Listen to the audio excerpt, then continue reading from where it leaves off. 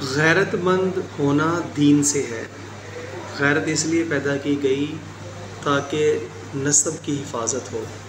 اگر لوگ اس میں چشم پوشی سے کام لیں تو نسب غلط ملت ہو جائے اور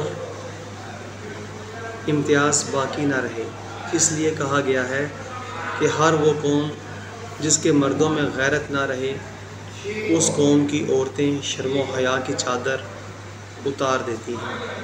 برائیوں کو دیکھ کر خاموش رہنا بھی غصے میں تفرید کی علامت میں سے ہے۔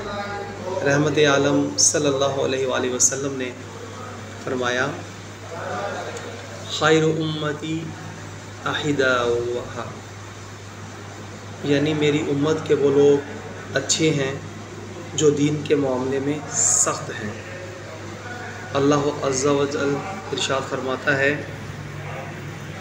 اور تمہیں ان پر ترس نہ آئے اللہ کے دین میں، بلکہ جس میں غصہ نہ ہو وہ اپنی تربیت سے بھی عاجز ہوتا ہے، کیونکہ بذریعہ غصہ خواہش کو مغلوب کرنے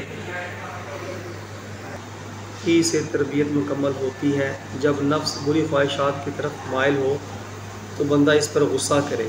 معلوم ہوا کہ غصے کا بالکل نہ ہونا بھی مذموم ہے۔